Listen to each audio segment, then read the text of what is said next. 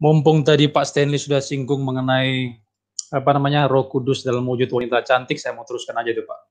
Pak Stanley kayak takut-takut nih ngomong siapa dia itu.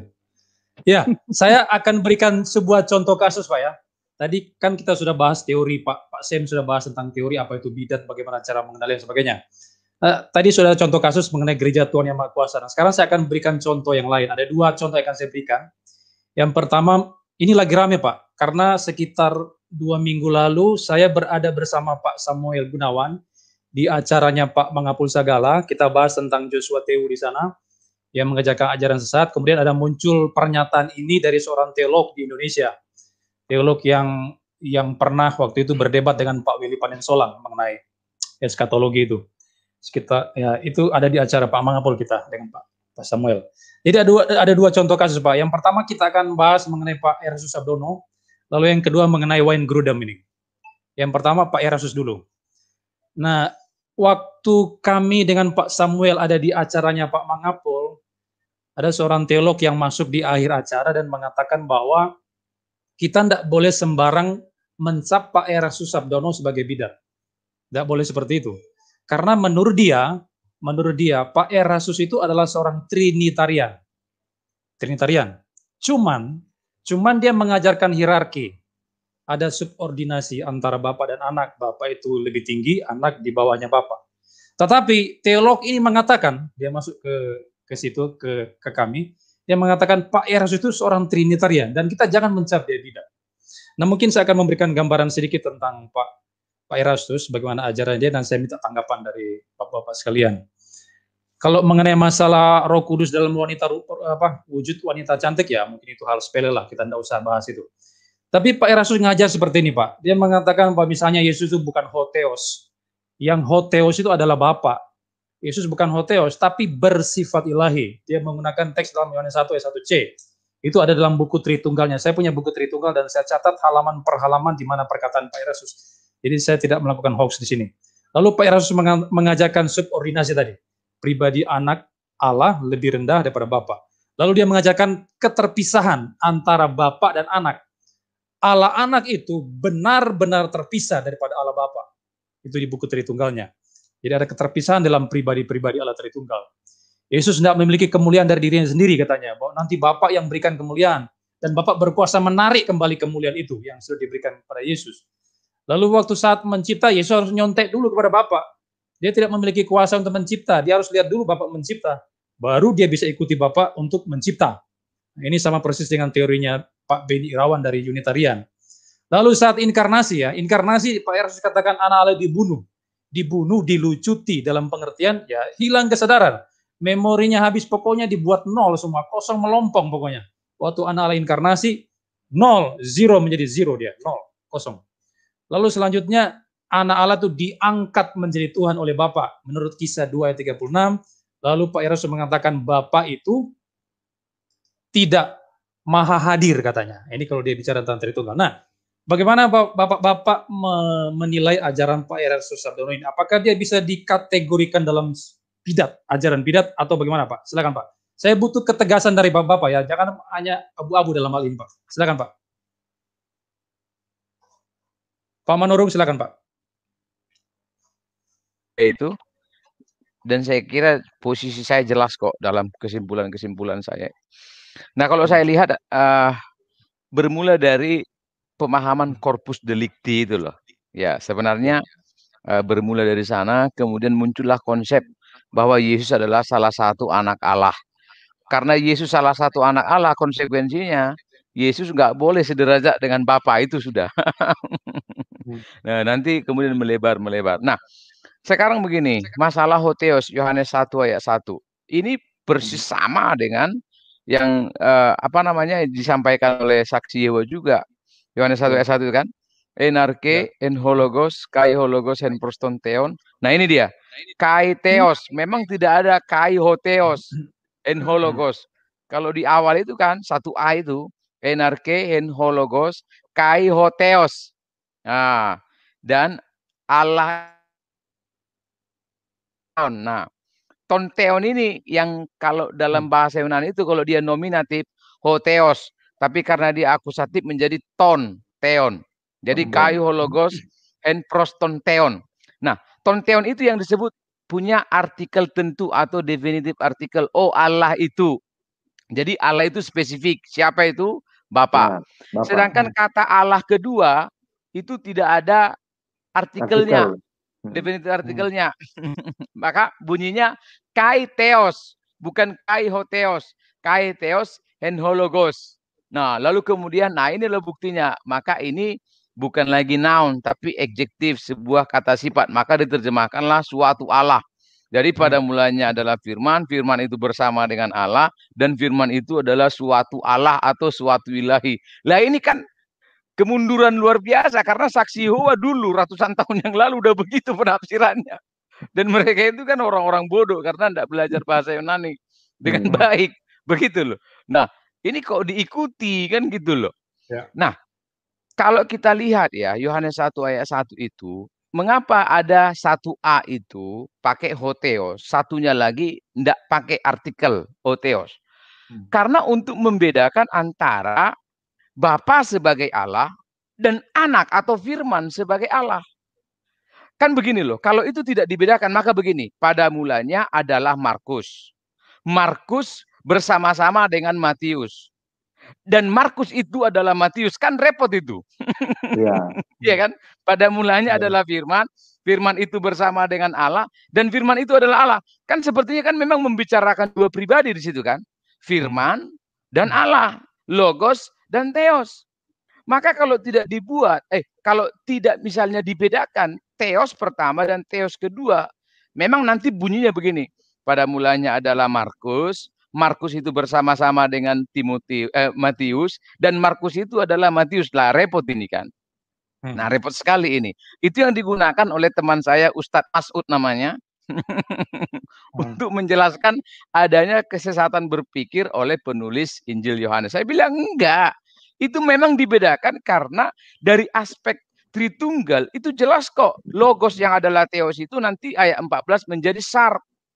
Maka nanti kita bedakan Yesus sebagai Allah dan Yesus sebagai manusia. Makanya theos yang pertama dia pakai ho, theos yang kedua tidak pakai ho. Nah, kalau mau konsisten, mestinya Pak Erastus harus menerjemahkan Yohanes 1 ayat 1 sampai 18 itu ada 8 kata theos yang tidak menggunakan artikel. Ya.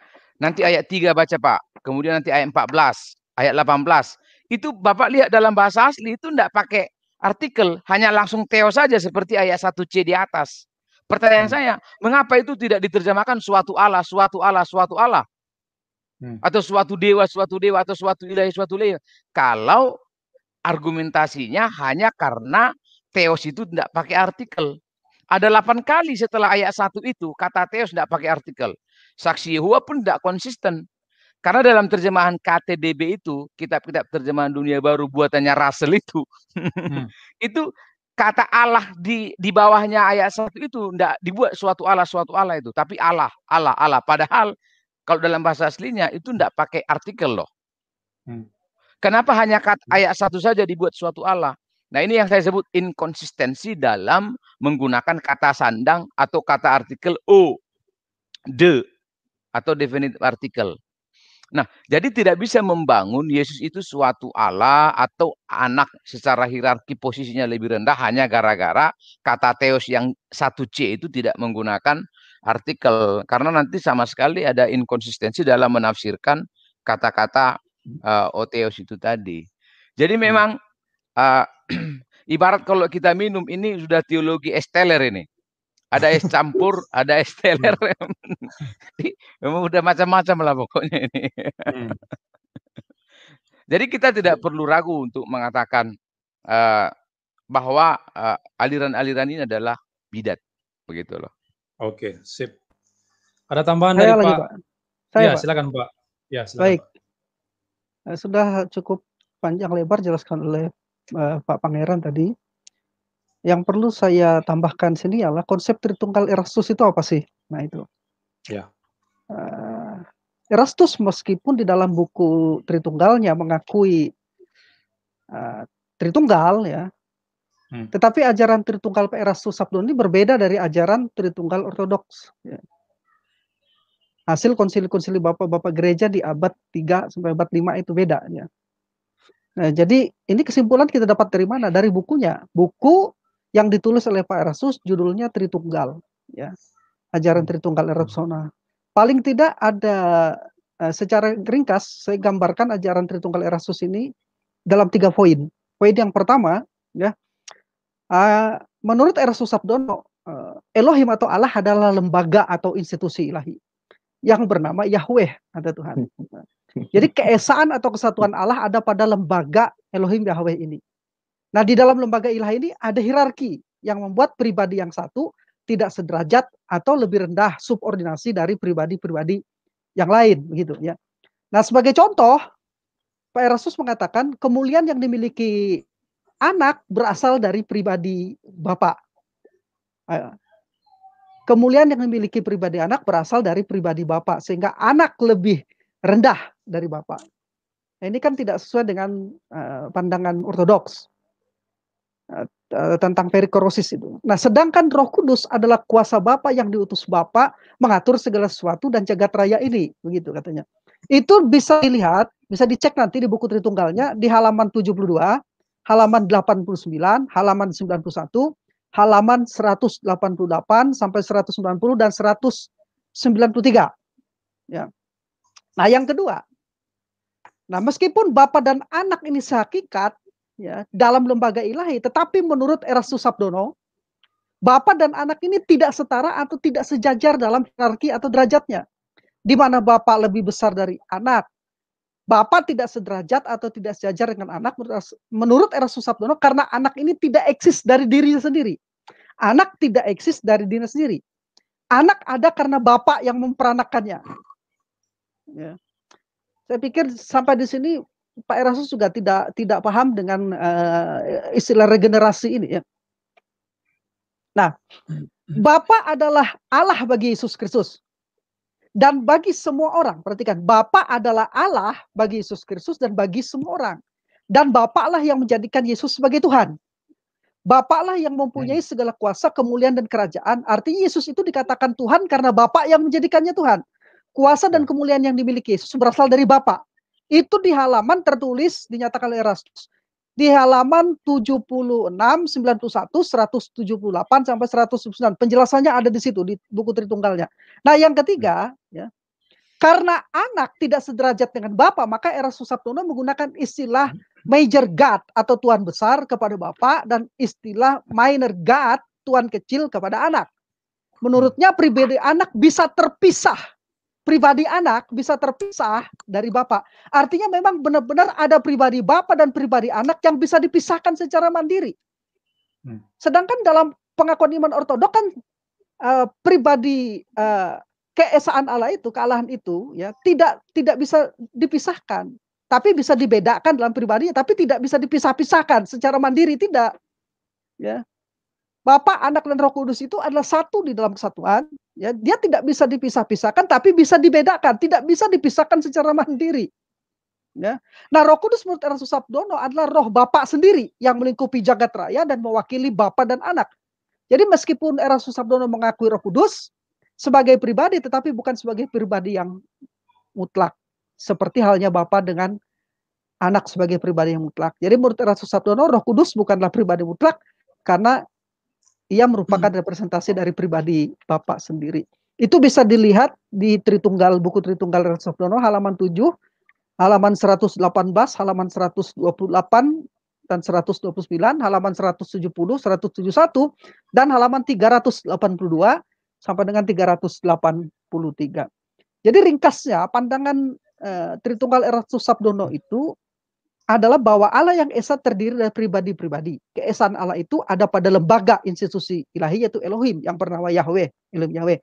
Nah, kesatuan Tritunggal adalah kesatuan hakikat, yaitu kesamaannya dalam lembaga Elohim. Meskipun pribadi-pribadi dalam Tritunggal itu sehakikat, namun kesamaan hakikat tidak berarti bahwa pribadi-pribadi itu Tritunggal itu sederajat, karena itu ada semacam hierarki atau strata atau subordinasi di dalam Tritunggal itu, begitu katanya. Ya, itu gambaran dari Tritunggalnya Erastus, ya. Dan memang berbeda dengan paham dari ortodok pengakuan historis tentang Tritunggal. Ya. Jadi Itu intinya Pak. menurut Pak Sem, Pak Erastus ini termasuk kategori bidat, Pak ya? Ya dia mengsubordinasikan Kristus. Ya, dan ini kan sudah jelas Arianisme ya, Oke, sip. subordinasionisme. Nanti saya akan jelaskan ya ke bagian kedua tentang Grudem itu di subordinasionisme itu. Iya. Ini ada komentar dari Rudy BN. Katanya di kolom komentar suatu channel yang bilang Pak Erastus Sabdono sudah minta maaf. Mungkin minta maaf dari ajarannya itu. Tapi menurut saya sebelum beliau menarik bukunya atau merilis buku baru yang meluruskan ajaran beliau tetap sesat. Nah, bagaimana ini Pak? Bapak-bapak. Ya, sama seperti Wayne Grudem kan. Pada akhirnya kan dia mengubah pandangannya. Dan itu biasa dalam dunia teologi ya. Ketika menyampaikan lalu dia mengubah pandangannya. Itu sudah biasa. Cuma takutnya kalau yang begitu sebelum dia mengubah sudah mati bisa masuk neraka itu. Belum takutnya sempat, saya takutnya begitu Pak. Maksudnya dengan opsi intelektual seseorang bisa bermain-main dengan sebuah teologi, dibilang Yesus bukan Tuhan, silakan. Paulus itu sesat, boleh-boleh saja. Cuma takutnya sebelum Anda mengubah Anda sudah mati bisa masuk neraka itu. Saya takutnya begitu. Makanya sebaiknya tidak perlulah dengan opsi intelektual, sebaiknya jangan bermain-main dengan teologi. Sebaiknya kita lebih mengedepankan menjaga warisan iman yang sudah diwariskan oleh para rasul. Itu yang kita wariskan saja. Tidak perlu lagi buat opsi yang baru. Untuk apa kita mau ciptakan sebuah teologi yang baru, padahal sebenarnya bukan baru, hanya mendaur ulang gagasan lampau. Kalau tadi saya mengamati yang dijelaskan oleh Pak Sem soal Trinitas Pak Sabdono, itu ada sedikit percampuran dengan teologi Latin sebenarnya. Kalau lebih jelas baca pendapat teologi Latin itu di buku Leonardo Boff. Lalu kemudian campuran dengan Arianisme misalnya, ada monarki dalam kalangan. Kalau yang Profesor Joas dia ke imaginative glimpse ya, seperti sekejap begitu ya, tiba-tiba Bapak kemudian anak kalau mau baca bukunya bisa Pak Yan punya buku itu ya, yang ditulis oleh Prof Joas, bisa mendalami apa sih inti dari Tritunggal yang beliau jelaskan. Teman-teman bisa baca dan bisa memberikan komentar, tentunya komentar yang sifatnya akademis. Lalu soal yang tadi dijelaskan oleh Pak Albert ya, pandangan Pak Erastus Sabdono mengenai Yesus dilucuti ya, dibunuh dan habis. Itu kan ayat tampilannya itu Filipi pasal 2 ya. Nah, kalau Filipi pasal 2 sebenarnya kita mesti lihat konteks itu di ayat 6 dan 7, jangan dilepaskan dari ayat 2 sampai 5. Sebenarnya saya dengan Pak Yan kemarin bercakap-cakap soal ini. Jadi intinya begini, Paulus sedang mengajarkan kepada jemaat di Filipi bahwa kalian itu hiduplah sama seperti Kristus. Ya, ayat 5 kan. Kenapa seperti Kristus yang walaupun dalam rupa Allah tidak menganggap kesetaraan dengan Allah itu sebagai milik yang harus dipertahankan. Nah, yang dimasukkan sini seperti Kristus itu tidak mementingkan sesuatu yang memang tidak bisa dilepaskan, itu yang dipertahankan itu. Tapi itu kalau menurut Pak Yan itu bicara soal pikiran Kristus. Jadi Kristus tidak menganggap dirinya itu setara dengan Allah, tapi dia merendahkan diri jadi hamba. Jadi kosong itu bukan bahwa dia kosong pikirannya, enggak. Istilah itu sebenarnya digunakan untuk menggambarkan bahwa orang-orang Filipi harus berpikir seperti Kristus yang walaupun dia dalam rupa Allah, tapi dia mau jadi seperti hamba. Itulah yang dimaksud dengan kosong. Bukan kosong hilang, dilucuti, dibunuh sampai habis, tak begitu. Maka konteks itu akan bicara. Saya sudah tulis tadi di kolom komentar. Ini ya, kita akan bahas Yohanes 1 ayat 1 dan juga Filipi 2 ayat 1 sampai 11. Nah, nanti supaya teman-teman juga bisa saling berdiskusi dan para penonton, teman-teman yang belum paham bisa mendapatkan gambaran yang baik mengenai kajian gramatika, leksikal, dan juga skema komprehensif. Supaya kita jangan kalah dengan gereja yang maha kuasa. Mereka semangat, kita tidak semangat itu. Karena ini problem pemahaman, penafsiran itu yang menjadi opsi utama dari bidat. Kalau salah menafsirkan, lalu orang awam, ya betul-betul, ya mereka akhirnya sesat. Nah, kata Bang Eli, coba Bung Albert baca komentar Bung Eli. Ya, ini teman kita ini dari Santai Kristen ini, Bang Eli Tambunan. Jadi Pak Eli ini mengatakan jangan lupa kita minta kunci pintu surga dulu sama Om Erastus supaya kita bisa masuk surga. Kalau enggak, beliau kunci pintunya dari dalam, kita semua tinggal di luar, beliau sendiri di dalam. Nah, gimana ini Pak ya? Jadi kuncinya ada di Pak Erastus katanya. Kita jangan macam-macam kepada beliau katanya. Pak Albert, saya mau komentari tadi yang itu. Saya dulu ya. Ya, Pak. Oke, silakan. Yang Mari, itu Pak. tadi yang permintaan maaf Pak Erastus tadi ya. Iya. Begini betul. Pak, ajaran itu kan sudah disebarkan ya. Dan memang ada sekolah yang bisa berubah di dalam satu proses perjalanan, berubah pendirian, berubah pandangan teologi atau tafsir itu biasa, wajar ya.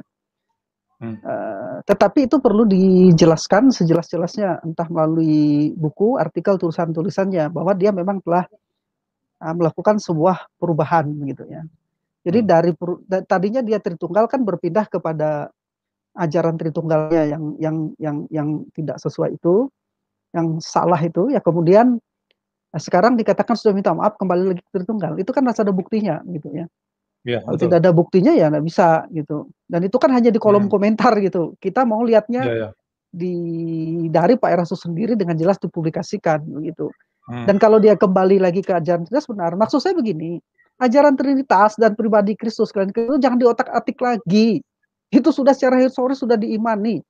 Dan itu sudah benar, sudah Alkitab sudah sesuai kajian Alkitabnya sudah. Jangan diotak-atik, yang diganggu-ganggu lagi gitu ya.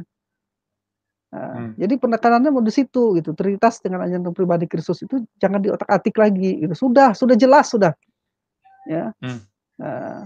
Daripada diotak-atik akhirnya kan jadi bidat gitu ya. Kembali tetap karena memang di dalam sejarah seperti itu, sejarah bidat itu seperti itu, menentang terhadap pengajaran yang sudah dikaji secara Alkitabiah. Itu saja, Pak. Oke. Pak Pangeran mungkin ada mau ditambahkan tadi, saya lihat sudah ancang-ancang. Ya, masalah minta maaf itu. Ya, oke. Oke, masalah minta maaf itu tadi, itulah bedanya gereja sekarang dengan dulu. Kalau dulu, waktu Arius dan teman-temannya, Eutyches, Nestorius, membuat atau mengajarkan misalnya kristologi ya, yang dulu rame itu di abad-abad ke-3, ke-4 memang kesalahpahaman orang terhadap Yesus ya, dua naturnya Yesus. Nah, kayak misalnya Arius, itu kan di anatema dalam konsili. Ada konsili Nisea, kemudian nanti ada penganut Ebionisme, Apolloniarisme, Doketisme, kemudian dibuat konsili Efesus, konsili Kalsedon, konsili Konstantinopel, dan di situ mereka benar-benar dikutuk loh. Yang sesat-sesat itu Pak, bukan hanya dikutuk, ajaranmu salah ya, bertobat ya, enggak, dibakar, gitu, disalibkan. Nah kalau sekarang, udahlah, enggak apa-apa, kan itu aja kok, itu salah lidah itu. Lah gundulmu salah lidah. Kamu nyesatkan orang enak banget kan gitu loh. Jadi seperti yang dikatakan Pak Samuel tadi itu betul. Kalau penyesatannya lewat buku, diklarifikasi lewat buku. Penyesatannya lewat video, diklarifikasi lewat video. Nggak bisa. Benar. Aku minta maaf ya, sorry ya bro. Betul. Loh, sorry gimana tuh? Dikira kamu lupa lagi bayar bakso atau apa gitu. Kolom komentar lagi. Nah, dulu Pak, berapa tahun lalu, 2 tahun lalu waktu rame-ramenya bidat ini kan, saya sungguh-sungguh loh mengharapkan misalnya ya organisasi nasional itu ada badan teologi yang memang khusus menegur gitu loh, organisasi yang mungkin namanya bukan konsili ya, tapi ya memang di sinode-sinode kita kan ada bidang-bidang teologi kan, tapi apa gunanya organisasi aras nasional kalau tidak bisa menertibkan begitu loh. Jadi kalau masukan saya ya, di organisasi Aras Nasional itu ada bidang teologi yang memang bisa membina lah. Kalau enggak bisa dibina ya dibinasakan, enggak apa-apa lah. Gitu loh. Nah, ini yang kita belum punya. Ini yang kita belum punya sebenarnya. Asasi bisa buat. Satu bidang khusus yang akan meneropong ajaran-ajaran yang menyimpang bisa. Ya. Iya. Asasi buat. Coba nanti malam kudoakan dulu, Pak. Ya, boleh. Oke, itu Pak, itu Pak, itu Pak. Oke. Baik. Kita sudah mau hampir 2 jam. Mungkin satu lagi pertanyaan, Pak ya. Saya akan minta tanggapan dari Bapak-Bapak. Ini contoh kasus yang berikutnya, Pak. Ini memang dimunculkan oleh, ya tadi saya katakan tadi, seorang teolog di Indonesia. Waktu kami berada di sebuah acara dengan Pak Samuel T. Gunawan.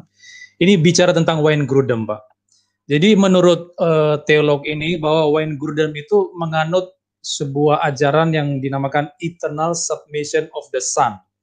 Jadi semacam ketundukan kekal dari anak kepada Bapa. Jadi teolog itu mengatakan begini di dalam pernyataannya. Selain dia mengatakan bahwa kita jangan membidatkan Pak Erastus Ardono, karena kalau kita membidatkan Pak Erastus, kita juga bisa membidatkan Wayne Grudem, karena Grudem mengajarkan ajaran yang sesat, eternal submission itu. Jadi ajaran itu menyatakan bahwa anak itu tunduk kepada Bapa secara kekal, bukan hanya di minus lampau yang tak terhingga, tapi anak terus tunduk di plus yang tak terhingga. Jadi masa lampau dan masa depan yang tak terhingga, anak itu tetap tunduk kepada Bapa. Nah, menurut teolog ini dia mengatakan Grudem ini salah dalam hal ini. Nah, apakah ajaran Grudem ini bisa kita kategorikan masuk dalam ajaran sesat atau bagaimana, Pak? Silakan, Pak, ditanggapi, Pak. Saya, Pak. Ya. Nah, 10 tahun yang Silakan. lalu saya mengkopi buku Grudem ini, ya. Karena saya tidak punya uang waktu untuk belinya, saya kopi. Ya, jadi saya sudah cek ya tulisan Grudem itu, karena itu saya mau menjelaskan ya hal itu. Oke. Ya. Tapi saya juga ingin membandingkan dengan karya Prem, teologi sistematik Prem. Ya. Ketika saya membaca Grudem dan juga membaca Prem, Grudem tidak bisa dikatakan bidat. Ya. Grudem tidak bisa dikatakan bidat. Saya akan jelaskan begini. Ya. Itu yang dipermasalahkan itu di halaman, sebentar, di buku itu di halaman 251 paling. Ya. Teologi sistematik 249, halaman 249. Ya. Di halaman Oke, baik. Begini, Pak. Ya. Ada perbedaan pengertian antara subordinasi menurut konsili gereja dan subordinasi yang diajarkan oleh Arianisme. Itu dulu yang ingin saya jelaskan. Ya. Subordinasi Arianisme mengajarkan bahwa anak dan Roh Kudus adalah makhluk-makhluk ciptaan yang dengan demikian tidak mempunyai natur atau being yang sama, homosios. Ya. Tidak memiliki natur yang homosios menurut Arianisme dengan Bapa, baik anak maupun Roh Kudus. Ya, di situ sampai sudah jelas ya. Nah, melainkan adalah being yang lebih rendah, subordinate ya. Jadi anak dan Roh Kudus itu subordinate, posisinya lebih rendah, being yang lebih rendah, ya, hakikat yang lebih rendah. Ya. Nah, jadi itu subordinasi dari Arianisme. Nah, ada lagi subordinasi yang kedua. Jadi subordinasi yang pertama adalah subordinasi Arianisme dan itu dianggap bidat. Dinyatakan bidat dan dikutuki. Nah, subordinasi yang kedua dan ini diterima oleh gereja adalah subordinasi ekonomis. Bukan subordinasi ontologis seperti yang dipahami oleh Arianisme. Artinya secara ontologis anak dan Roh Kudus sehakikat, being, satu being dengan Bapa, sehakikat. Satu being, bukan being yang berbeda. Ya. Ini disebut dengan homousios tadi. Kalau Arianisme kan homoousios ya. Hanya mirip dikatakan ya. Jadi bukan being yang sama tapi mirip. Nah, tapi dalam pandangan yang diterima oleh gereja adalah subordinasi ekonomis, bukan ontologisnya. Jadi anak dan Roh Kudus itu sehakikat atau satu being dengan Bapa. Setara dengan Bapa di dalam kemuliaan, setara dengan Bapa dalam kemuliaan, bukan lebih rendah lagi gitu. Seperti diajarkan oleh Pak Erastus dalam bukunya, anak dapat kemuliaan dari Bapa. Tidak, bukan begitu.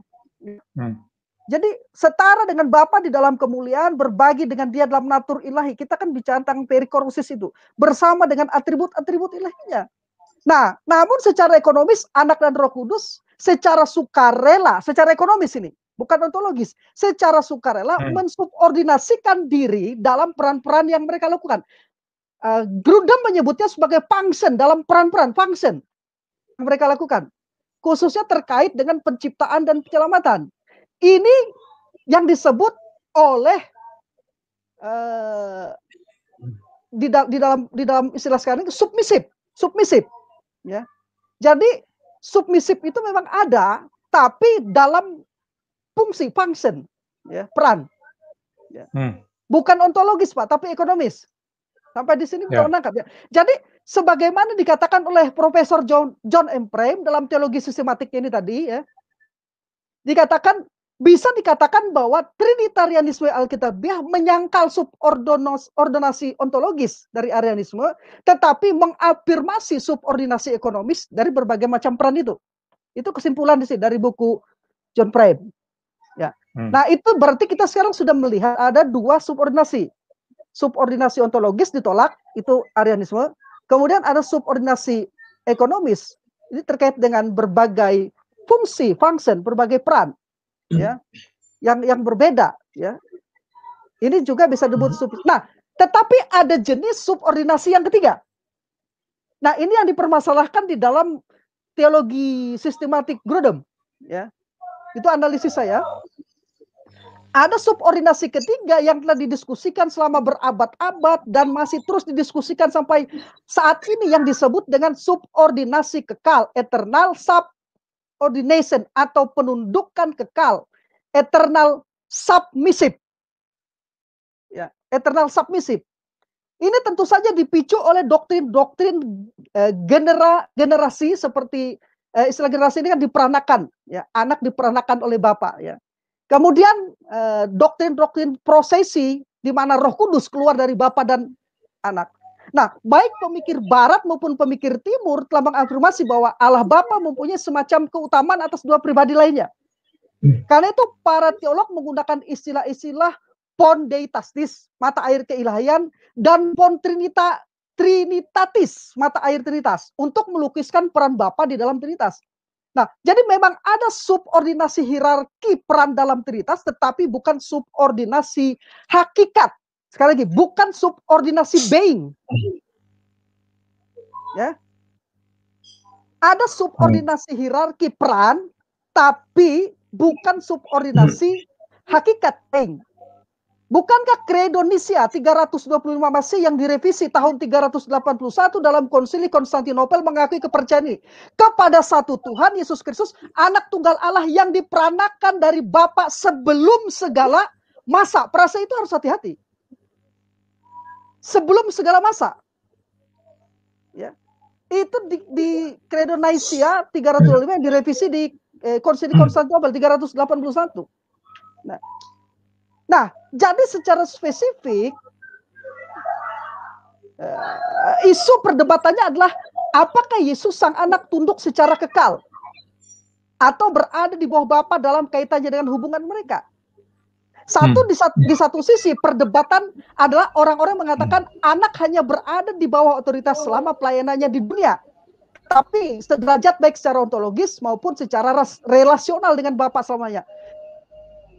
Pandangan yang kedua mengatakan di sisi lain adalah mereka yang mengklaim bahwa ketaatan dan ketundukan Anak selama pelayanan di dunia menunjukkan ketundukan yang kekal dan sukarela kepada Bapa.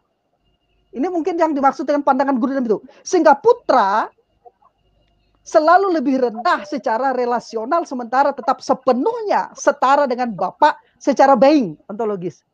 Nah, Grudem sebenarnya menjelaskan seperti itu. Bisa menangkap ini, ya. Jadi Grudem tidak pernah mengatakan bahwa ada hierarki di dalam being, tidak pernah. Tidak. Itu sebabnya Grudem merevisi buku itu supaya jangan disalahpahami lagi. Oke, saya kutip pernyataan Grudem yang sudah saya translate begini. Di halaman 249, perkataan Grudem itu begini, saya kutip.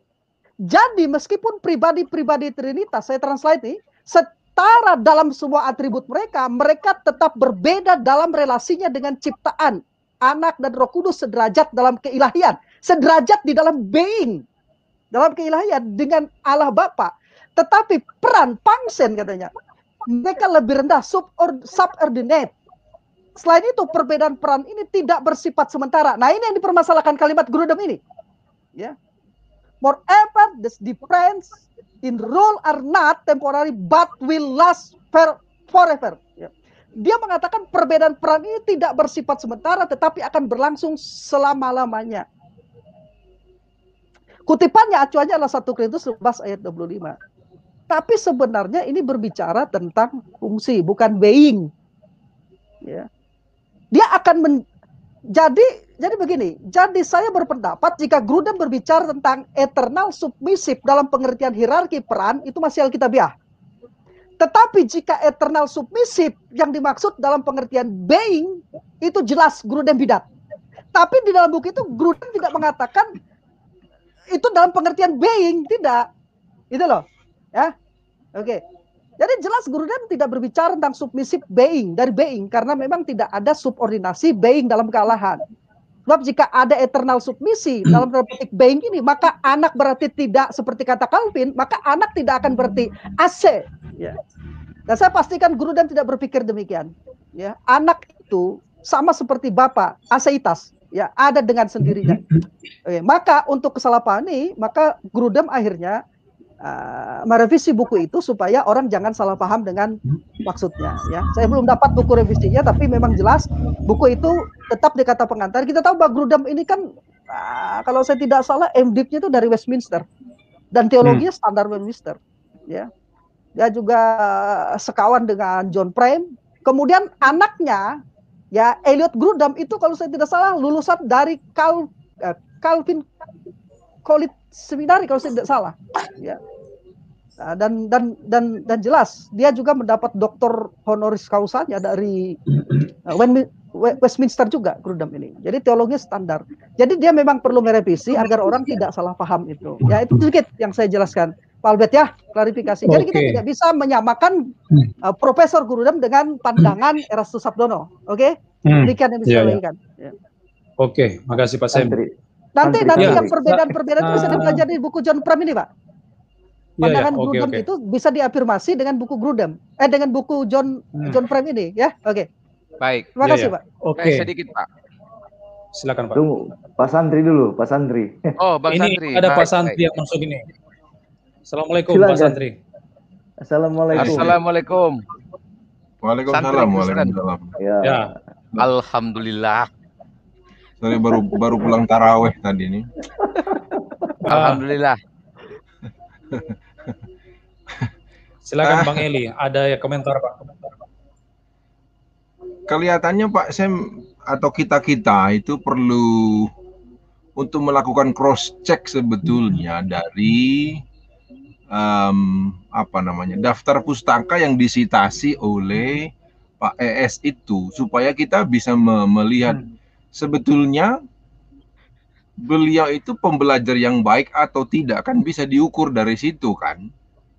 Karena misalnya kalau agak aneh memang seperti saya tulis tadi di kolom komentar di YouTube itu, beliau kan S2-nya di STT Jakarta, ada Jowas di situ sebagai guru besarnya lah ya, ada yang lain-lain. Saya pikir orang-orang seperti nggak mungkin mengajar yang aneh-aneh gitu loh, menurut keyakinan saya sih.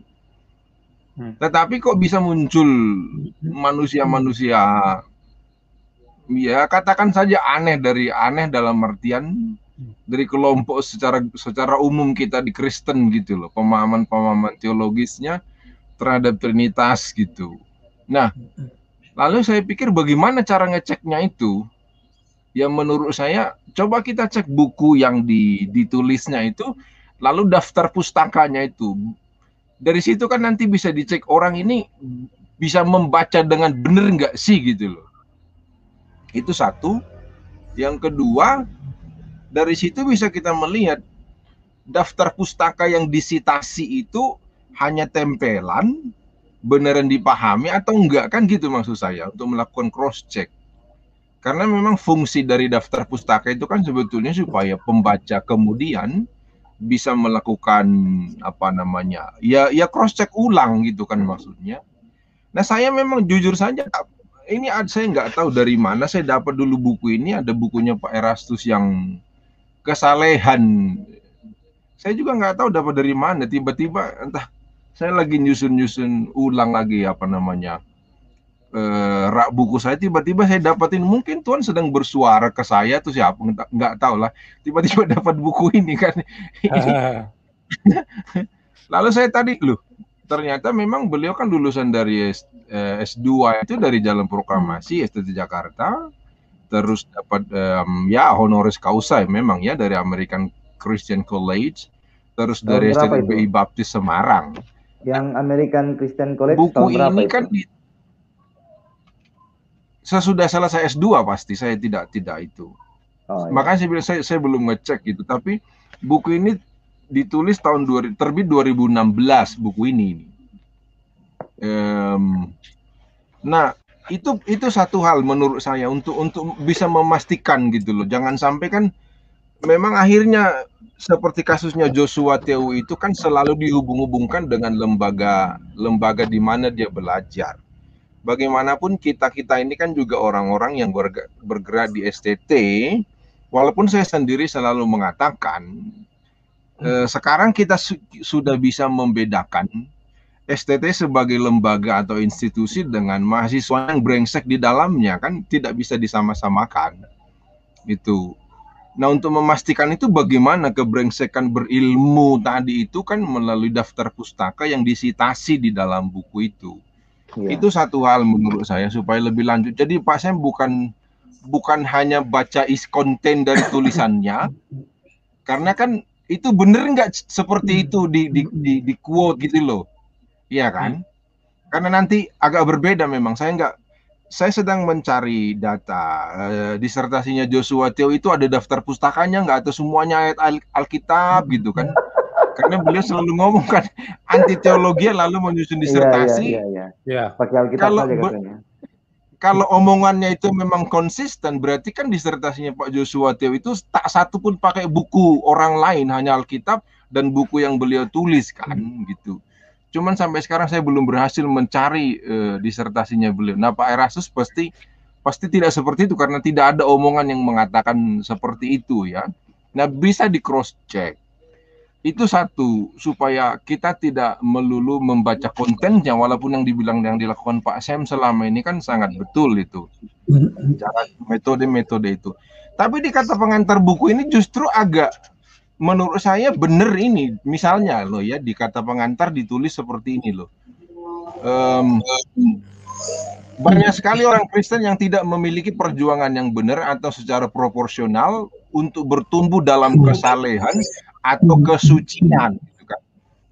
Ini kan kelompok Pentakostal banget itu, aliran pemahaman teologis kelompok karismatis banget ini kan. Usaha untuk hidup suci bukan untuk masuk surga, nah, tetapi untuk dimuliakan bersama-sama dengan Tuhan Yesus sebagai respon terhadap anugerah, ya kan, keselamatan berdasarkan anugerah, bahwa kita harus kudus seperti Bapa kudus adanya. Menjadi orang saleh bukan bermaksud supaya kita selamat. Keselamatan bukan karena kesalehan kita, tetapi oleh karena anugerah Tuhan Yesus. Ini harga mati yang tidak dapat diubah sama sekali. Tetapi setelah kita memiliki kesempatan diperdamaikan dengan Allah, kita harus bertumbuh menjadi manusia yang saleh seperti yang dikenakan atau diperagakan oleh Tuhan Yesus. Nah, kalau dari kata pengantar ini kan ya teologi keselamatannya itu ya sama dengan apa yang kita percayai gitu loh dalam konsep-konsep pengajaran Trinitas. Nah, tetapi kok di bagian-bagian yang lain seperti yang selalu dijelaskan Pak Sam itu kok ada penyimpangan. Nah, ada apa itu gitu loh. Itu. Makanya teman-teman kami pun di Gereja Pantekosta di Indonesia ini kan beliau ini menjadi idola juga ya, karena bukunya dikasih gratis, amplopnya juga sebagian kan dapat gitu loh. Nah, saya heran juga. Kita asik-asik untuk membedah pemikiran beliau yang yang menyimpang tadi yang saya bahasakan tadi, brengsek secara keilmuan itu. Tetapi di kelompok internal kami ternyata hidup matinya itu amplopnya juga bersumber dari kelompok-kelompok ini. Jadi susah juga kita kan. Iya. Itu saya ikut bergabung menyuarakan seperti yang dua hal tadi Pak Semi dan teman-teman yang lain. Oke. Sebelum ke Pak Pangeran, tadi Pak Eli sudah menyinggung tentang daftar pustaka buku dari Pak Erasus ya. Saya punya bukunya nih Pak. Saya punya beberapa buku Pak Erasus Sabdono. Ini salah satunya tentang Tritunggal. Memang kalau saya lihat di belakang di daftar pustaka ini banyak sekali Pak dia cantumkan. Ada bukunya Louis Berkhof, lalu Miller Erickson, Paul Enns, Stephen Tong, dan sebagainya.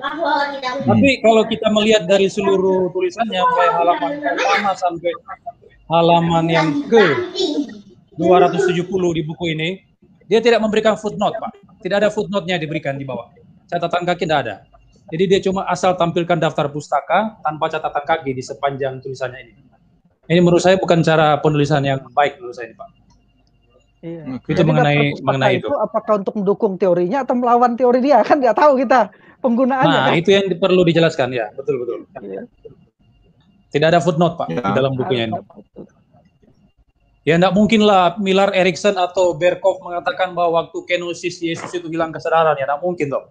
Nah makanya dia harus kutip lah kalau memang ada dia memberikan daftar pustaka buku-buku teolog itu, dia harus berikan footnote dong.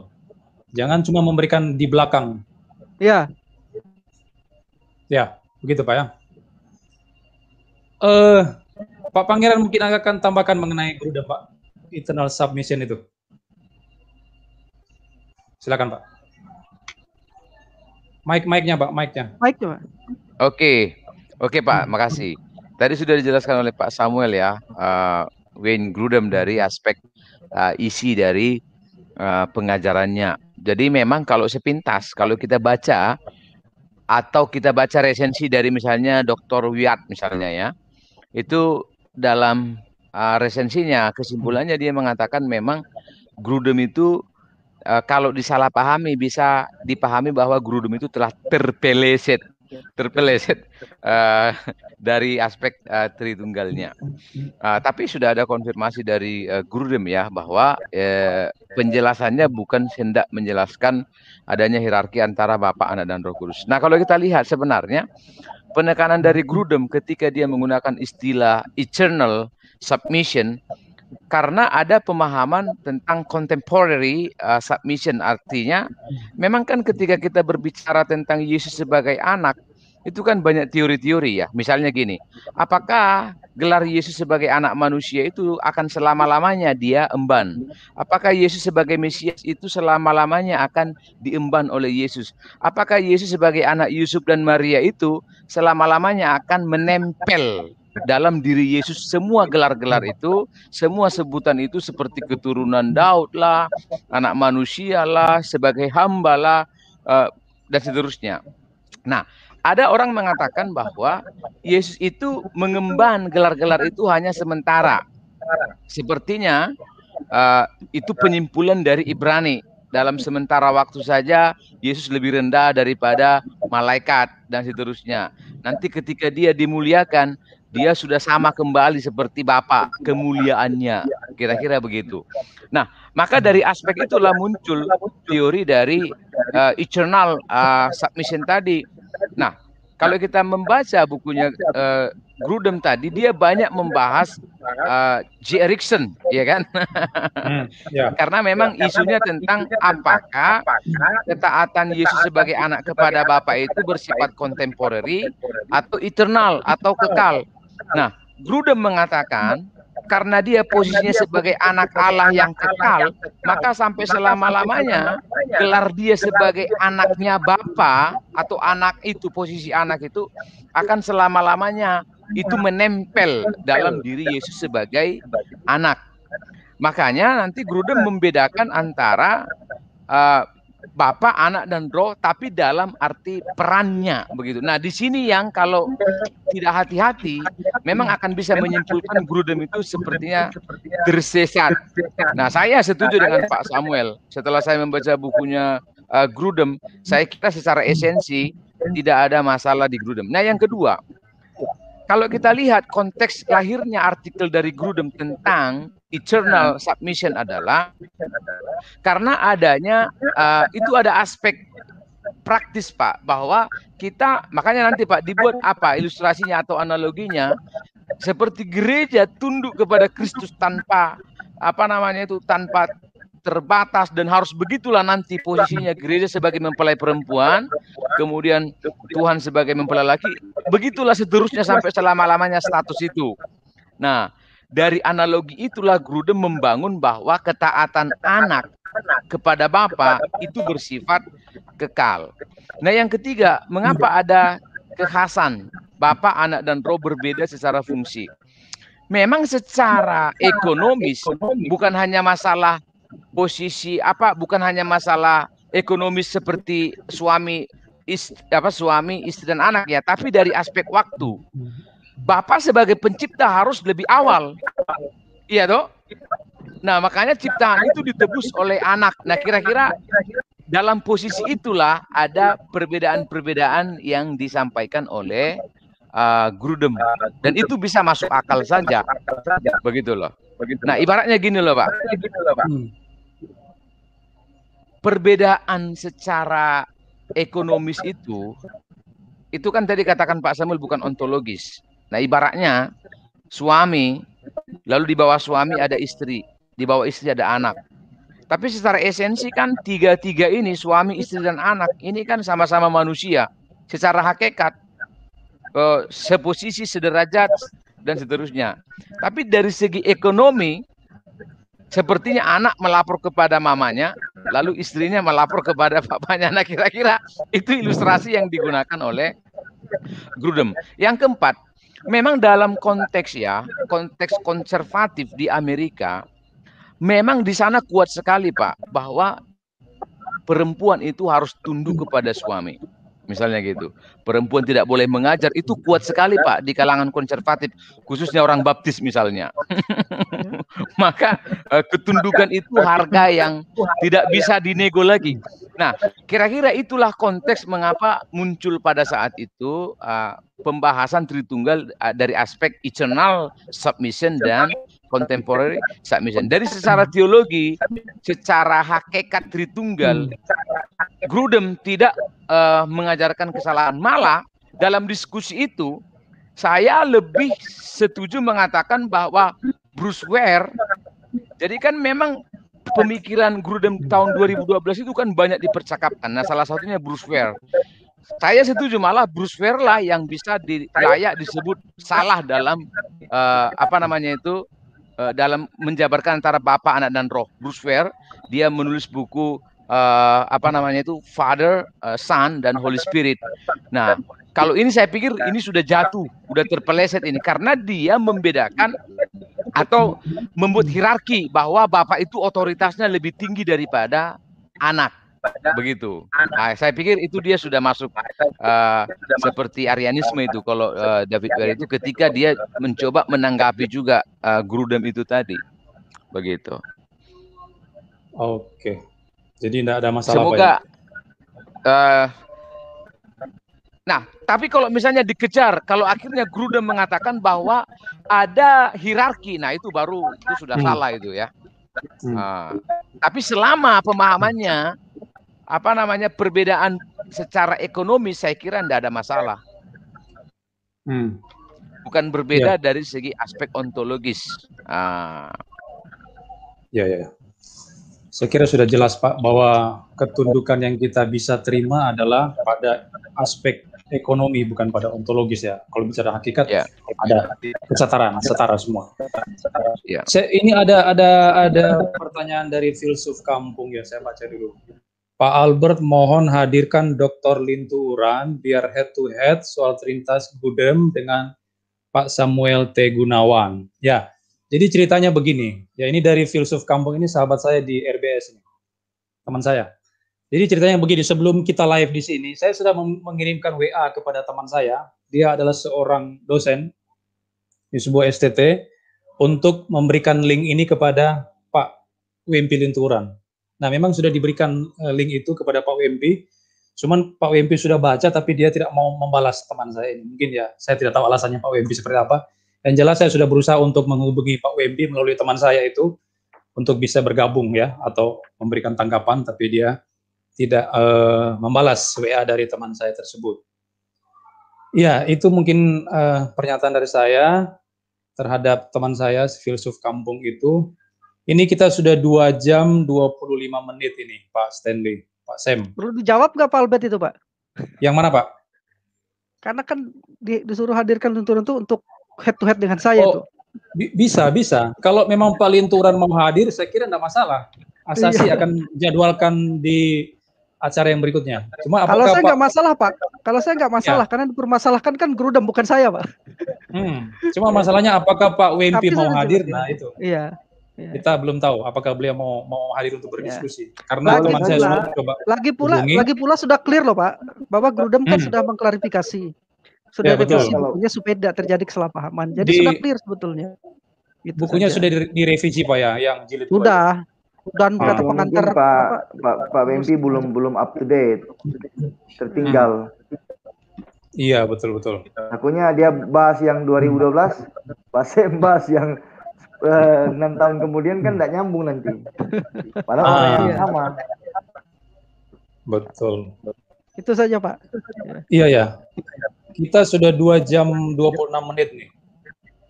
Lanjut aja, ini ada beberapa pertanyaan ini. Coba lihat di layar. Yang mana lagi, Pak? Lihat di layar. Di layar chat ini. Di layar kita ada. Yang mana nih? Filsuf kampung lagi nih yang bertanya nih. Ya, Yohanes Setiawan. Dari Pak Yohanes Setiawan. Bukan pertanyaan, tapi. Oh ya, Pak Yohanes Setiawan, ini teman saya juga ini, teman saya. Pak Albert, bagi gereja ortodoks, Protestan adalah bidat. Nah, mungkin gereja ortodoks yang dimaksud ini mungkin yang itu ya, gereja ortodoks yang di sebelah itu, yang komunitas sebelah itu ya. Yang ada romo-romo itu ya. Jadi mereka mengklaim Protestan sesat. Bagaimana nih tanggapan? Ya, lihat aja di sini yang saya munculkan 5 opsi. Dia harus melihat sesat itu dari opsi mana, penafsiran, pemahaman, atau mana? Karena Protestan punya kekuatan penafsiran yang tidak kalah hebat loh. Pemahaman juga jangan dianggap remeh, itu warisan teologinya udah teruji. Ya, bahkan juga menjadi bagian dari doktrin Pentakosta, karismatik, kan di situ kita ya, pemahaman, penafsiran, intelektual, historis teologi. Kalau emosional itu agak kurang mantap ya, karena itu sifatnya subjektif. Tapi kalau pada opsi penafsiran pemahaman kita masih kuat sekali, dan intelektual juga tidak kalah hebat. Ya, sehingga kalau dia bilang bidat harus jelas dulu. Ortodoks itu kan ada banyak tuh. Ortodoks yang mana, lalu Protestan bidatnya di mana? Apakah di opsi penafsiran Alkitab atau apa? Itu harus jelas dulu. Begitu dari saya, demikian. Atau Pak Santri bagaimana, Pak Santri? Ya, Bang Eli, gimana Bang Eli? Oke, mana? Saya. Ini maksudnya ada dari kelompok ortodoks yang ngatai bahwa Protestan itu sesat, bidat nih. Gimana nih Bang Eli? Oh, kalau itu kan berat orang yang bilang seperti itu masih zaman abad pertama itu belum. Ini sudah tahun 2021, masih yang kayak itu berarti kan itu kita hidup di zaman batu, itu masih ada apa namanya itu, orang belum pakai celana itu. Ya memang sampai hari ini masih seperti itu. Pentakosta itu selalu mengatakan yang lain itu sesat dan yang lain-lain. Betul, tapi kembali lagi aku bilang, orang itu kan belum keluar dari goanya Plato itu. Masalahnya adalah di orang atau di mata yang melihat seperti itu, bukan atau kenyataan yang sedang terjadi gitu loh. Saya sesimpel itu melihatnya karena teologinya Protestan itu kan teruji sepanjang abad lah ya. Justru yang memang kalau mau jujur saja, aliran teologi, jangan aliran sih, kelompok teologi yang paling tahan ujian adalah kelompok teologi yang root-nya itu adalah dari teologinya Barat itu memang. Karena dia datang itu kan terkait dengan struktur berpikir nalar atau mindnya Western itu lebih rasionalis dia, walaupun nanti ya ada kendala-kendala tersendiri pada hal-hal yang spiritualitas gitu. Tapi bagi saya zaman membuktikan memang yang dari Barat itu teologinya karena selalu diuji ya kontestasi doktrin atau uji ideologi namanya itu dalam ilmu sosial humaniora itu berjalan baik di situ dan ada mekanismenya kan, karena dia model-model gereja sinodal, terus ada lembaga-lembaga pendidikan yang sangat terstruktur secara rapi, itu membuat orang terpleset itu memang sangat sulit ya. Nah, beda dengan kelompok-kelompok yang katakanlah kami sebagai kelompok Pantekosta atau kelompok Pentakosta lainnya kan karena semuanya langsung sambungan teleponnya langsung ke surga itu, jadi suka-sukanya dia itu. Hari ini Tuhan bicara ini, besok Tuhan bicara anu, jadi kontradiksi di kelompok kami ini kan sesuatu yang biasa saja, tapi di situ memang persoalan-persoalannya. Aku pikir teman-teman harus melihatnya secara clear lah, secara jernih. Kita harus mengapresiasi atau belajar dari kontestasi keilmuan di kelompok-kelompok Protestan Barat yang nanti juga datang ke belahan dunia yang lain yang kita warisi di Indonesia, itu membuat mereka itu lebih tahan uji, mudah tergelincir. Nah, di kita mudah tergelincir dan mudah juga bersilat lidah dan bersilat kata, karena tak ada lembaga yang seperti yang dibilang Pak Manurung tadi itu, ada lembaga yang mengawasi bagaimana misalnya orang-orang di bawahnya Erastus misalnya mengatakan A, B, C, D, I, keliru dan segala macam. Memang mungkin dibilang, tapi dalam doanya tuh nggak berani mengkonfrontir secara langsung. Ya karena seperti saya bilang tadi itu, kami pun di gereja kami ini mau ngomong banyak juga yang mengaku secara jujur bahwa ya dana-dana operasional pelayanan masing-masing juga ada aliran-alirannya dari kelompok-kelompok. Nah, tak mungkin kan. Makanya saya selalu bilang kemandirian ekonomi itu penting supaya kemandirian teologi bisa jalan. Selama you dibiayai atau digaji oleh sinode, tak mungkin mandiri teologiamu, bro. Ya. Tuh. Ya, Pak Stanley gimana Pak Stanley?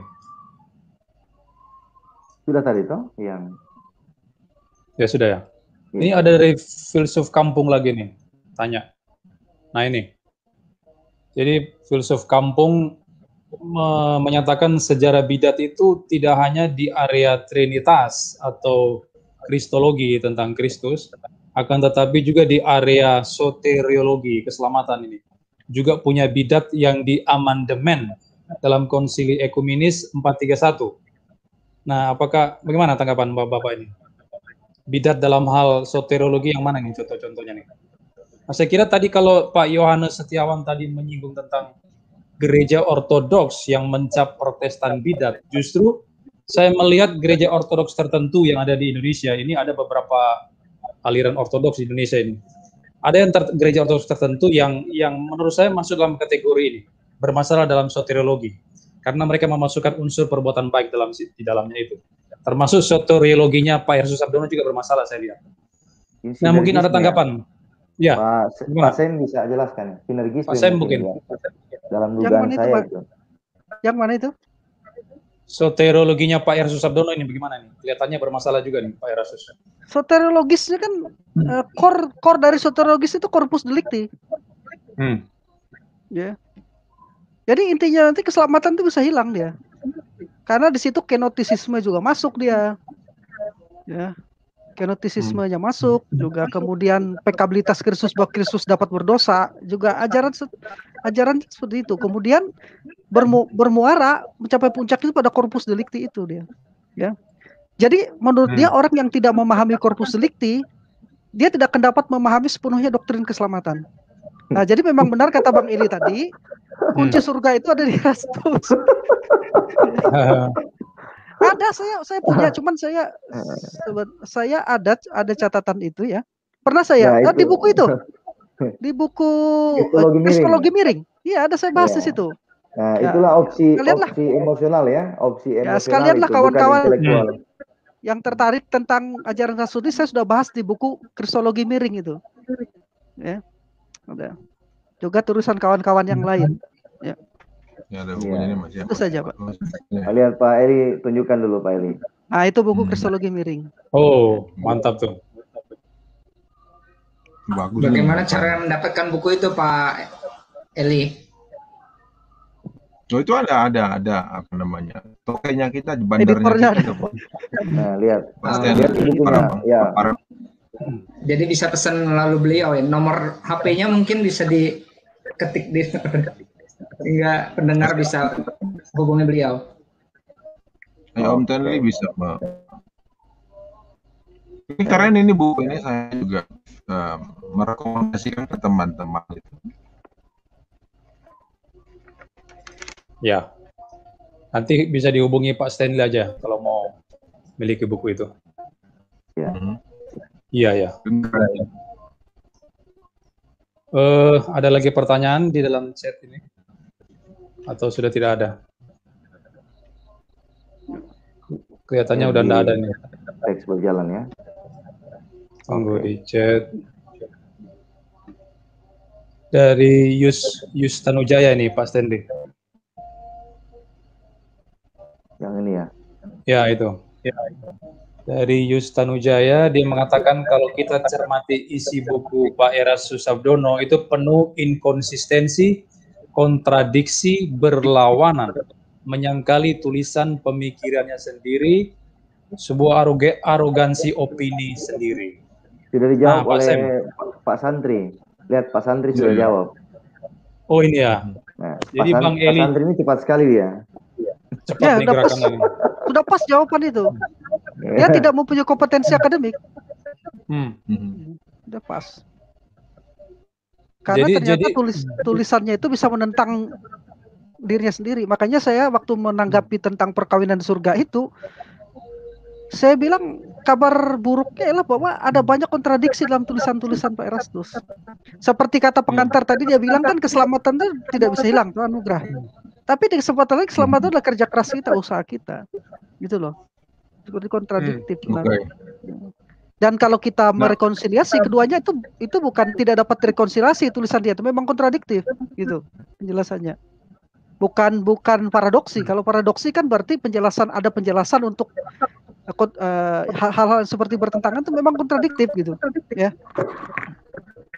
Udah dijawab itu udah. Udah dijawab ya. Oke. Jadi memang penuh kontradiksi ya buku-buku Pak Erastus Sabdono. Ini pertanyaannya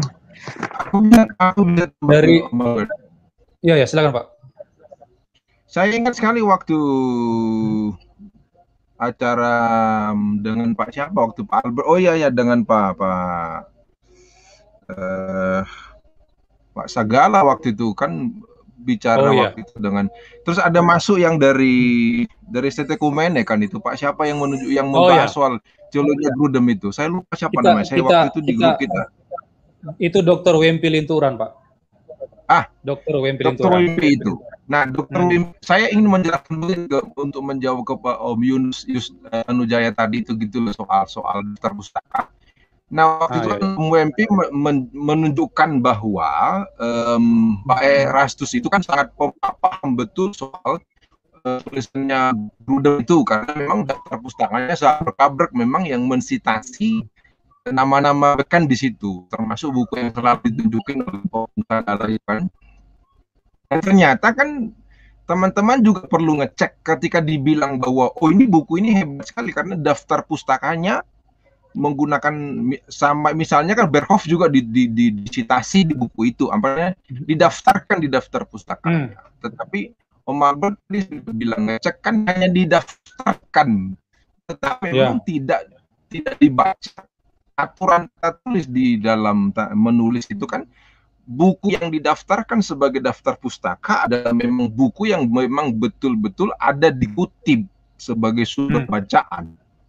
Nah, kalau memang ternyata tadi dicek Om Albert tidak ada dikutipnya di daftar pustaka, berarti kan secara kompetensi keilmuan dalam hal tulis menulis karya ilmiah tidak memenuhi syarat. Iya, jadi atau jangan-jangan mungkin bukan beliau yang menulis, orang-orang di sekitarnya yang menulis. Nah, sama saja berarti kan ada lingkaran antara lingkaran 1, lingkaran 2 yang tidak memahami sumber tata tulis secara ilmiah, maka dia hanya didaftarin aja begitu itu. Jadi di situ jelas bahwa memang secara akademik masih bermasalah. Walaupun nanti teman-teman banyak sekali yang berlindung di balik itu, buku pustaka itu juga menyebut ini dan segala macamnya. Ternyata justru harus dicek apakah betul buku yang dijadikan bibliografi itu betul-betul menjadi bagian yang disitasi. Maka tadi saya bilang kan ini kan karena ini saya misalnya Om Stanley juga saya pikirkan dosen di Sekolah Tinggi Teologi, kita biasa memeriksa tesis, memeriksa skripsi, makalah, disertasi, bahkan jadi penguji juga.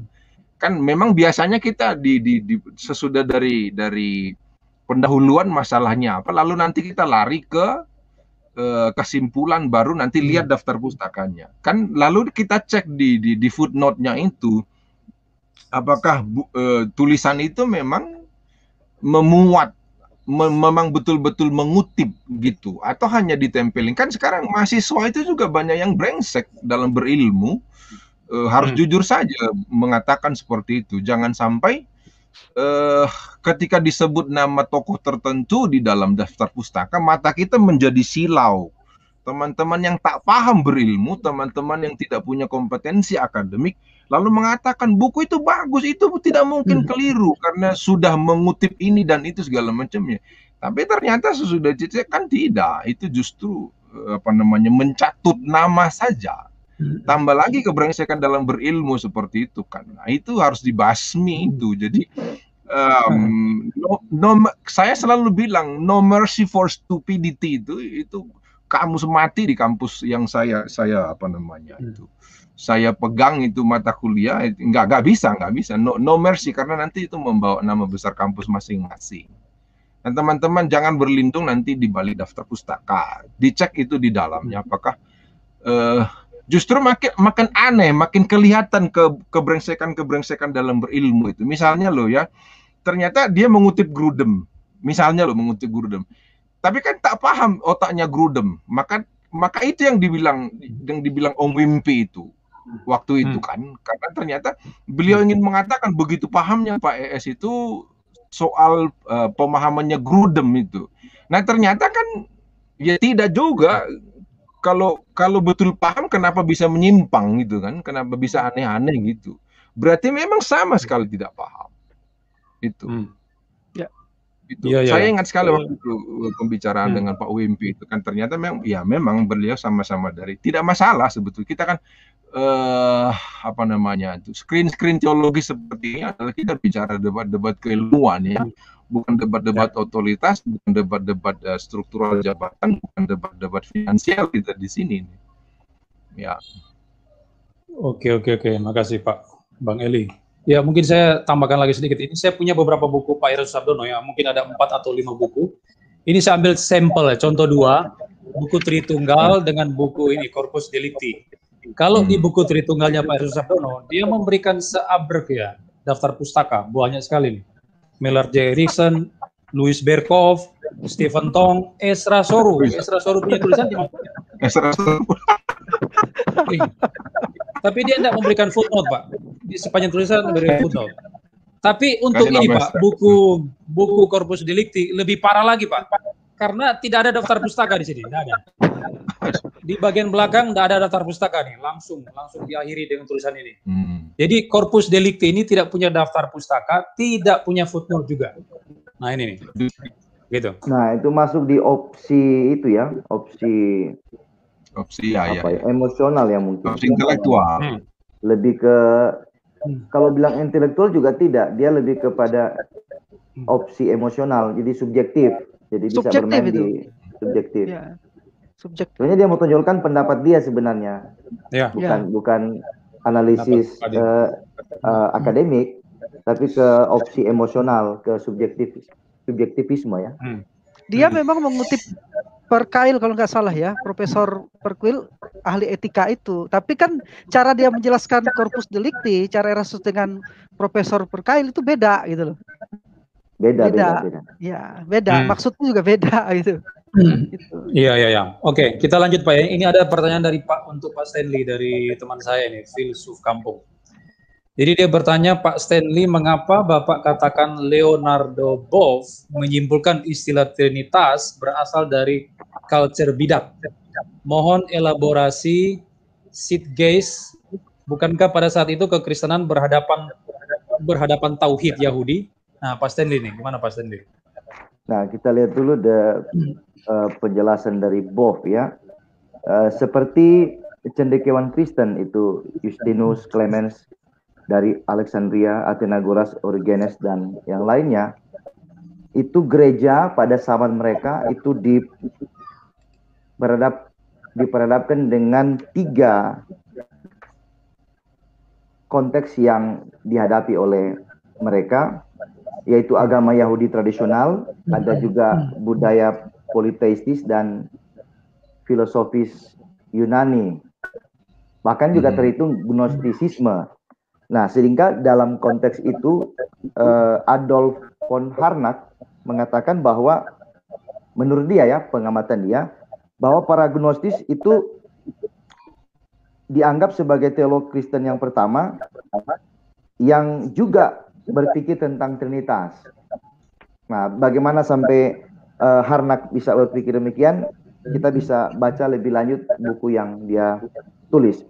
Yang kedua, menurut Boff itu ungkapan trias atau Trinitas itu digunakan pertama kali oleh Theodotos, seorang bida monarkianistis sekitar abad kedua. Istilah itu diambil alih oleh Theophilus dari Antioquia, seorang apologet kondang abad kedua yang tampaknya juga menyetujui ungkapan tersebut. Sejak itulah istilah tersebut digunakan dalam bahasa teologi ortodoks.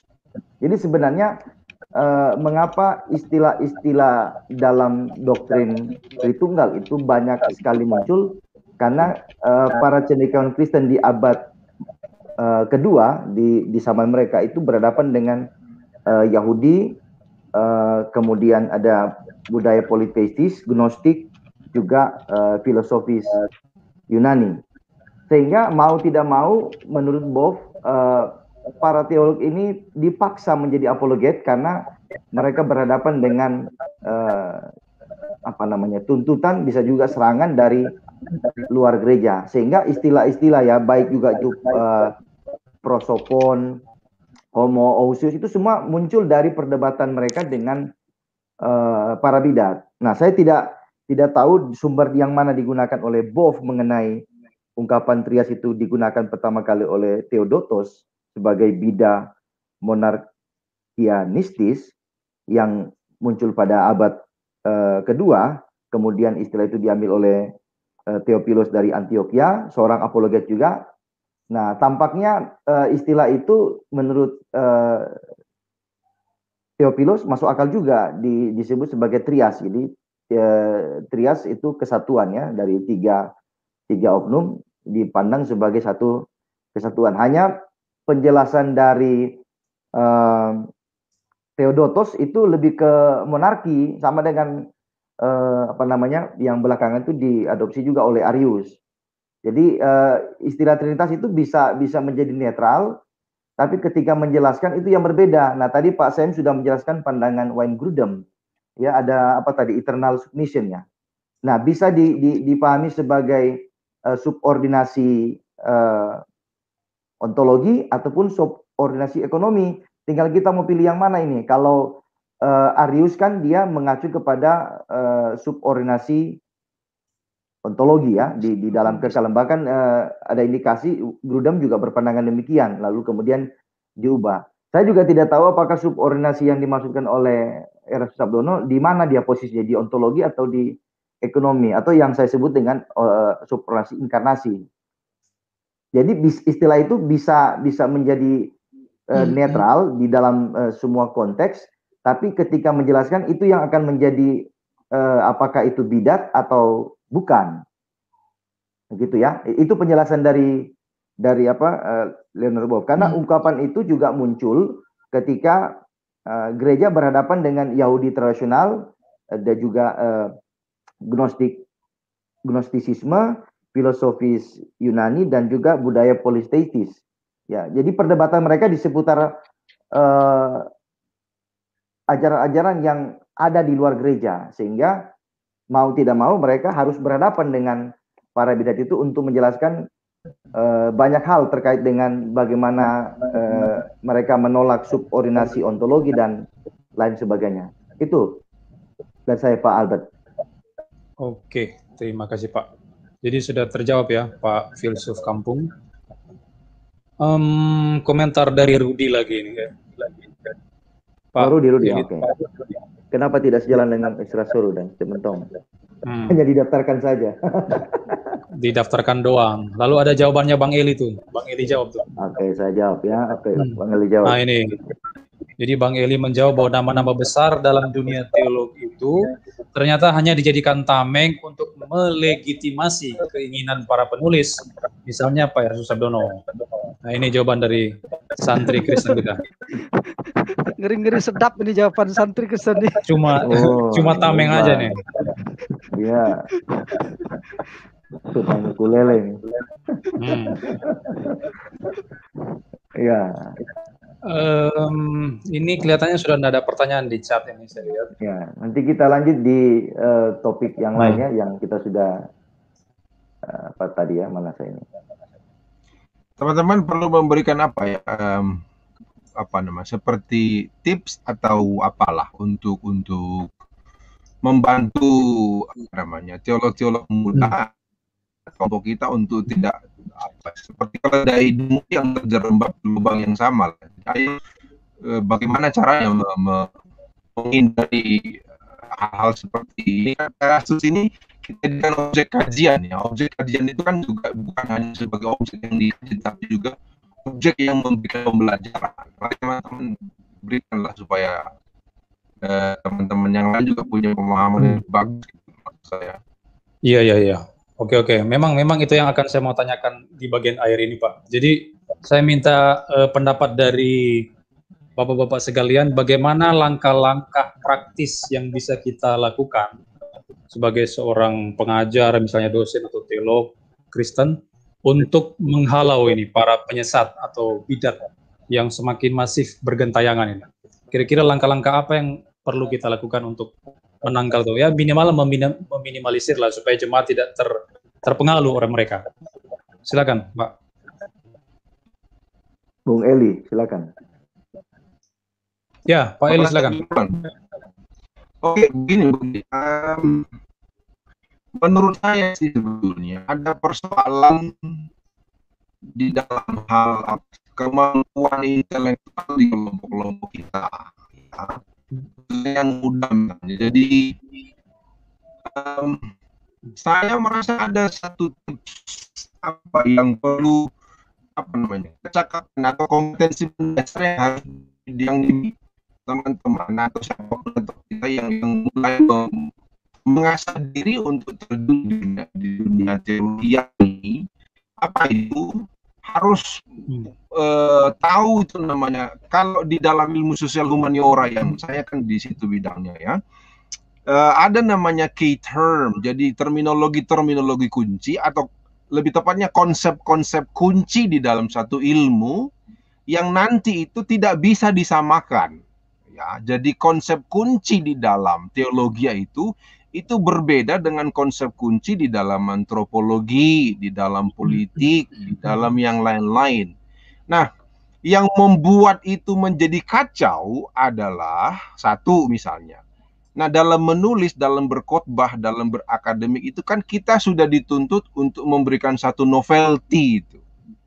Ketika tuntutannya novelty, maka orang mencoba untuk catchy, untuk seksi, untuk terlihat differentness agak-agak baru, lalu digabung-gabung semuanya. Itu bermasalah karena penggunaan konsep tidak bisa dipaksakan ke dalam satu bidang atau disiplin akademik itu. Itu berbahaya itu ya, berbahaya sekali itu. Kalau tidak paham, jadi saya sendiri walaupun sudah melewati proses pendidikan S3 misalnya, masih membaca buku-buku apa sih konsep-konsep kunci di dalam bidang disiplin kajian itu, nanti tidak bisa disamakan. Misalnya saya kasih contoh ya yang lebih mudah. Kalau misalnya teman-teman suka bicara signifikansi dari penjelasan ini, secara konsep itu tidak bisa, salah itu. Karena kata signifikansi itu nanti ukurannya adalah harus ada ukurannya, karena itu bahasa kuantitatif, bahasa positivisme yang harus ada ukuran-ukuran satuannya itu.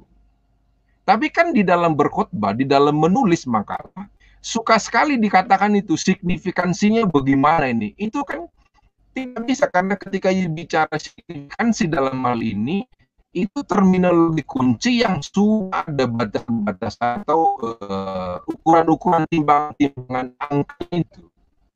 Nah, itu penting dipahami karena nanti menurut saya karena menjadi inkonsistensi seperti yang disebutkan tadi yang tulisan-tulisan dari Eras itu gara-gara seperti itu. Ya. Nah, teman-teman atau kita atau siapapun yang mengerti konsep-konsep kunci, kita masuknya mengukurnya dari konsep kunci di dalam satu disiplin. Maka dia ketika kita paham, ada orang penulis berpaham, mudah sekali kita mengatakan keliru ini. Gitu. Karena kita mengikuti rule berpikir, mengikuti nalar di dalam intelektual itu. Nah, sementara memang mereka-mereka yang tidak punya kesenangan untuk belajar secara lebih serius, hanya supaya lebih tadi itu dituntut novelty baru dan yang lain-lain, semua digabung-gabungkan. Itu bermasalah. Jadi teman-teman masih tetap bisa kelihatan catchy, kelihatan asik, kelihatan lihai dalam berkata-kata, tetapi harus paham ini digunakan di dalam bidang kajian apa sih sebetulnya, atau setidaknya ilmu platonik itu atau ilmu platonik itu masih bisa digunakan. Definisinya menurut kita itu di dalam kita ketika berbicara atau menulis itu apa sih, ayo definisikan dulu supaya nanti penjelasan kita itu berdasarkan definisi yang sudah kita buat. Meskipun misalnya kita meminjam konsep kunci itu dari disiplin ilmu yang lain. Misalnya lebih mudah, saya balikin ke contoh tadi. Misalnya, yang saya maksudkan dengan signifikansi dari penjelasan ini adalah bisa supaya nanti orang bisa paham gitu. Saya selalu mengajar, karena saya mengajar kuliah di kampus kami. Saya selalu mengatakan begini, tulisan yang baik itu kita jatuh di jalan, kata jatuh di jalan, misalnya kita naik motor, mobil terbang dia jatuh di jalan, orang yang membaca tulisan itu tahu dia artinya, tahu dia maksudnya, karena sudah didefinisikan maksud di penulis. Saya merasa seperti buku yang saya tunjukkan, banyak percampuran peristilahan yang memang kita sebetulnya, maka menurut saya ini inkonsistensi dan lain. Sumber persoalannya tadi itu terminologi kunci di dalam satu disiplin itu berbeda. Misalnya loh ya, di teologi sistematika, di teologi biblika, di teologi praktika kan tidak bisa semua dicampur baurkan itu gitu loh. Nah, masalahnya adalah kita di bidang teologi merasa mengasumsikan orang lain sudah paham itu maksudnya, tidak perlu dijelaskan. Tidak bisa. Jadi semua kata kerja operasional di dalam bidang-bidang ilmu teologi itu tetap masih harus didefinisikan sesuai dengan maksud yang ingin dikatakan ketika menuliskan sesuatu, mengajarkan sesuatu, mengkhotbahkan sesuatu. Saya pikir itu keterangan dasar masuk di dalam opsi Pak Elit tadi itu harus dimiliki teman-teman supaya tidak terjerembab. Saya dari situ. Nanti teman-teman bisa menjawab pertanyaan dari Pak Romampuk tadi. Ya, makasih Bang Eli. Pak Stanley bisa tambahkan Pak tips-tips yang harus kita lakukan ini untuk menghalau bidat, Pak. Sebelum kita ke Pak Sem dan nanti Pak Sem akan simpulkan. Kalau tindakan menghalau itu bisa kita tempuh dengan beberapa cara. Ya, tadi Pak Eli sudah tawarkan dari saya.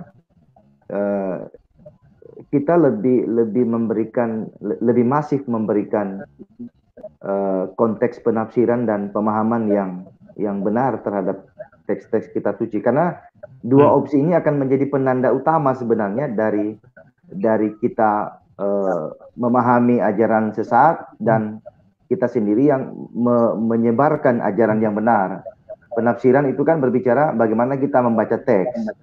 Pemahaman ya kita dapatkan dari hasil bacaan itu, sehingga dua ini sangat koheren bagi kita untuk terus dilakukan supaya baik untuk kita sendiri maupun juga bagi kaum awam yang akan mendengarkan kita, sehingga ajaran-ajaran bidat ini yang bisa dengan masif juga tersebar dengan media yang mereka gunakan, misalnya YouTube, WhatsApp, yang tadi Pak Samuel Situmorang katakan bahwa Gereja Tuhan Yang Maha Kuasa kan banyak sekali medianya, dan uang mereka tentu ada. Di Indonesia kan ada juga sinode atau gereja-gereja yang punya uang banyak, sehingga perluasan atau percepatan gagasan mereka itu cepat sekali, dan kita yang orang benar, yang paham doktrin benar, tidak punya uang untuk mencetak buku misalnya. Orang kaya punya uang banyak, cetak buku bagi gratis. Lah kita cetak buku kristologi miring aja udah susah kan? Apalagi Saksi Yehova juga, Pak. Ya, Saksi Yehova juga dia demikian. Kan dia kualitas cetakannya itu bagus. Apalagi orang yang digaji. Tadi Pak Eli sudah singgung kalau pendeta-pendeta juga dapat amplop dari orang itu, sulit untuk melawan, mau tidak mau. Ya, yang penting terima gaji. Itu fenomena internal. Tapi sedapat mungkin yang kita mau lakukan yang lebih elegan, lebih akademis, yang dua opsi tadi, penafsiran dan pemahaman. Soal lainnya nanti dulu lah. Kalau pemahaman benar, pasti berangkat dari penafsiran yang benar. Itu dari saya. Terima kasih. Ya, mungkin Pak Sem bisa tambahkan langkah-langkah yang bisa ditempuh Pak untuk menghalau para penyesat ini, Pak. Setelah itu mungkin Pak Sem bisa menyimpulkan seluruh perbincangan kita, nanti kita akan berakhir di sini, Pak. Silakan, Pak. Ya. Baik. Tidak jauh berbeda sebetulnya, yaitu bahwa kita harus memberikan edukasi kepada jemaat itu secara masif, ya. Karena bidat juga melakukan memberikan indoktrinasi secara masif, maka kita juga harus ke dalam kepada jemaat untuk memberikan edukasi secara masif. Kemudian di luar kita akan mengkanter ajaran-ajaran sesat itu dengan memberikan bahwa yang kamu ajarkan itu salah, ini yang benar, gitu ya. Jangan hanya menuduh salah, tapi tidak bisa menunjukkan yang benar, salah juga. Gitu. Jadi seperti itu. Jadi kita mengkonfrontasikan kesalahan itu dengan kebenaran itu kan terlihat. Seperti saya pernah katakan bahwa Yesus yang lain itu akan kelihatan ketika kita menyampaikan Yesus yang benar. Ya. Nah, itu saja saya kira ya, tidak terlalu panjang lebar saya. Kemudian yang bisa saya simpulkan ialah bahwa dari beberapa diskusi kita ini, penjelasan di atas, bahwa bidat adalah, bisa dikatakan bahwa bidat adalah ajaran atau aliran atau sekte yang menyimpang dari ajaran Kristen yang benar, artinya kekristenan yang historis, ya. Bidat adalah musuh bagi kekristenan dan sangat berbahaya. Kenapa? Karena ini adalah musuh dalam selimut yang menyerang kekristenan dari dalam. Ya. Alkitab memerintahkan orang Kristen untuk mewaspadai, ya, atau waspada terhadap bidat-bidat dan melawan ajaran dari para bidat ini. Karena itu Alkitab memberikan peringatan dan juga para rasul memberikan peringatan dengan otoritas rasuli mereka dan juga memberikan kutukan terhadap bidat ini. Ini bukan perkara yang main-main bidat ini, makanya sampai ada anatema itu. Karena bidat itu bukan perkara yang main-main, ya. Maka harus diwaspadai dan juga dilawan, ya. Apakah bidat dapat dikenali? Ya, dapat. Jadi kita tidak boleh sembarang membidat-bidatkan orang seperti sudah kita jelaskan tadi, tapi ada tolok ukur, ada kriteria di mana orang bisa dinyatakan bidat terkait dengan khususnya secara doktrinal teologis itu bertentangan dengan doktrin-doktrin esensial historis dari kekristenan, ya. Nah, saya pikir itu yang bisa saya simpulkan di closing statement saya. Demikian dulu Pak Albert, ya. Ya, terima kasih Pak. Ya, acara kita ini sudah berlangsung sekitar 3 jam. Dan rasanya kita harus berhenti sampai di sini, Bapak-Bapak. Saya mengucapkan terima kasih kepada Pak Samuel T. Gunawan yang sudah menjadi narasumber kita malam hari ini. Terima kasih Pak. Terima kasih juga dengan para penanggap yang keren-keren ini. Pak Stanley, ada Pak Pangeran Manurung, lalu santri kita yang luar biasa ini, Pak Bang Eli Tambunan, ya. Terima kasih Pak. Iya, pada intinya kita harus tetap bersemangat ya, tetap teguh pada Kristus, berpegang pada kebenaran kitab suci kita, dan mari kita terus belajar secara bertanggung jawab supaya kita tidak mudah terpengaruh dengan ajaran-ajaran yang sesat itu. Nah, kalau saudara-saudara sekalian, para pemirsa atau jemaat kesulitan memahami teks-teks Alkitab atau mungkin ada ajaran-ajaran baru yang saudara lihat, ajaran yang terlihat asing bagi saudara, saya sarankan agar saudara jangan buru-buru menerimanya. Saudara bisa tanya mungkin ke pendeta saudara atau gembala saudara tentang ajaran-ajaran yang asing tersebut. Atau bisa juga sampaikan kepada Asasi, dan nanti tim Asasi akan membahas pertanyaan-pertanyaan saudara di program Asasi Talk berikutnya, ya. Jadi saudara-saudara sekalian, kita sampai berjumpa pada acara Asasi Talk berikutnya. Kiranya Tuhan Yesus memberkati kita. Shalom. Shalom. Selamat malam. Selamat malam semuanya. Malam. Berkati. Ya.